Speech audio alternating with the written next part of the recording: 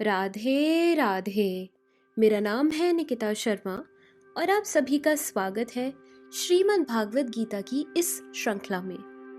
पिछले श्लोकों में हमने समझा कि किस प्रकार श्री कृष्ण अर्जुन को समझाते हैं कि कर्म क्या है और अकर्म क्या है। इसका निर्धारण करने में ज्ञानी भी भ्रमित होते हैं। अब मैं तुम्हें कर्म का रहस्य समझाऊंगा, जिसे जानकर तुम भौतिक बंधनों से मुक्त हो सकते हो।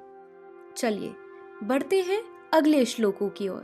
श्रीमद् भागवत गीता के चौथे अध्याय के 17वें श्लोक में कहा गया है, कर्मणो ह्यापि बोद्धवयम बोद्धवयम च विकर्मणः अकर्मणश्च बोद्धव्यम गहना कर्मणो गतिः। अर्थात कर्म की बारीकियों को समझना अत्यंत कठिन है, अतः मनुष्य को चाहिए कि वह यह ठीक से जाने कि कर्म क्या है, विकर्म क्या है और अकर्म क्या है। यदि कोई सचमुच ही भव बंधन से मुक्ति चाहता है तो उसे कर्म, अकर्म तथा विकर्म के अंतर को समझना होगा। कर्म, अकर्म तथा विकर्म के विश्लेषण की आवश्यकता है, क्योंकि यह अत्यंत गहन विषय है। कृष्ण भावनामृत को तथा गुणों के अनुसार कर्म को समझने के लिए परमेश्वर के साथ साथ अपने संबंध को जानना होगा।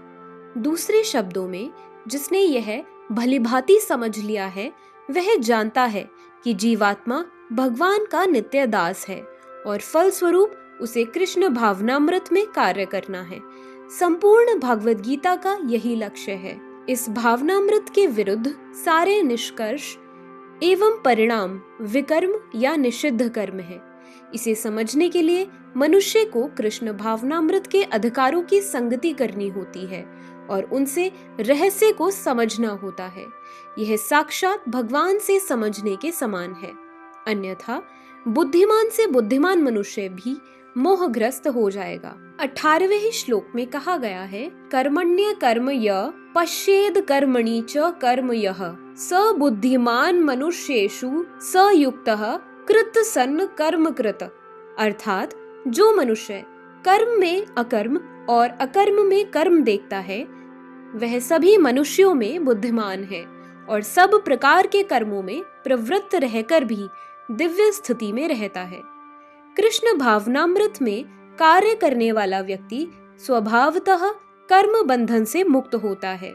उसके सारे कर्म कृष्ण के लिए होते हैं, अतः कर्म के फल से उसे कोई लाभ या हानि नहीं होती।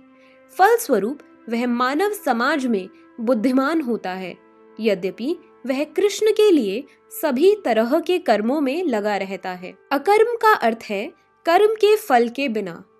निर्विशेषवादी इस भय से सारे कर्म करना बंद कर देता है कि कर्मफल उसके आत्म साक्षात्कार के मार्ग में बाधक ना हो।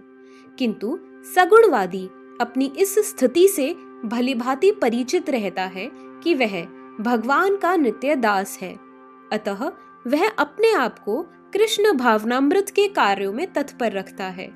चूंकि सारे कर्म कृष्ण के लिए किए जाते हैं, अतः इस सेवा के करने में उसे दिव्य सुख प्राप्त होता है। जो इस विधि में लगे रहते हैं वे व्यक्तिगत इंद्रिय तृप्ति की इच्छा से रहित होते हैं। कृष्ण के प्रति उसका नित्य दास्य भाव उसे सभी प्रकार के कर्म फल से मुक्त करता है।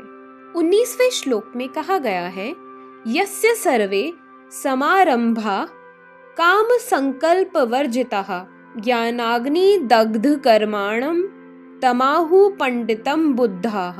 अर्थात जिस व्यक्ति का प्रत्येक प्रयास इंद्रिय तृप्ति की कामना से रहित होता है उसे पूर्ण ज्ञानी समझा जाता है। उसे ही साधु पुरुष ऐसा कर्ता कहते हैं जिसे पूर्ण ज्ञान की अग्नि से कर्म फलों को भस्मसात कर दिया है। जिसने पूर्ण ज्ञान की अग्नि से कर्म फलों को भस्मसात कर दिया है। केवल पूर्ण ज्ञानी ही कृष्ण भावना भावित व्यक्ति के कार्यकलापों को समझ सकता है। ऐसे व्यक्ति में इंद्रिय तृप्ति की प्रवृत्ति का अभाव रहता है। इससे यह समझा जाता है कि भगवान के नित्य दास के रूप में उसे अपने स्वाभाविक स्वरूप का पूर्ण ज्ञान है, जिसके द्वारा उसने अपने कर्म फलों को भस्म कर दिया है। जिसने ऐसा पूर्ण ज्ञान प्राप्त कर लिया है वह सचमुच विद्वान है। भगवान की नित्य दासता के इस ज्ञान के विकास की तुलना अग्नि से की गई है। ऐसी अग्नि एक बार प्रज्वलित हो जाने पर कर्म के सारे फलों को भस्म कर देती है। 20वें श्लोक में कहा गया है, त्यक्त्वा कर्म फलासंगम नित्य तृप्ते निराश्यः कर्मण्यभिप्रवृत्तोऽपि नैव किंचित करोति सः। अर्थात अपने कर्म फलों की सारी आसक्ति को त्याग कर सदैव संतुष्ट तथा स्वतंत्र रहकर वह सभी प्रकार के कार्यों में व्यस्त रहकर भी कोई सकाम कर्म नहीं करता। कर्मों के बंधन से इस प्रकार की मुक्ति तभी संभव है जब मनुष्य कृष्ण भावना भावित होकर हर कार्य कृष्ण के लिए करे। कृष्ण भावना भावित व्यक्ति भगवान के शुद्ध प्रेमवश ही कर्म करता है। फलस्वरूप उसे कर्म फलों के प्रति कोई आकर्षण नहीं रहता। यहाँ तक कि उसे अपने शरीर निर्वाह के प्रति भी कोई आकर्षण नहीं रहता, क्योंकि वह पूर्णतया कृष्ण पर आश्रित रहता है। वह न तो किसी वस्तु को प्राप्त करना चाहता है और न अपनी वस्तुओं की रक्षा करना चाहता है। वह अपनी पूर्ण सामर्थ्य से अपना कर्तव्य करता है और कृष्ण पर सब कुछ छोड़ देता है। ऐसा अनासक्त व्यक्ति शुभ अशुभ कर्म फलों से मुक्त रहता है, मानो वह कुछ भी नहीं कर रहा हो।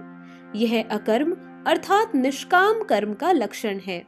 अतः कृष्ण भावनामृत से रहित कोई भी कार्य कर्ता पर बंधन स्वरूप होता है और विकर्म का यही असली रूप है, जैसा कि पहले बताया जा चुका है। तो आज के श्लोकों की वीडियो यहीं समाप्त करते हैं।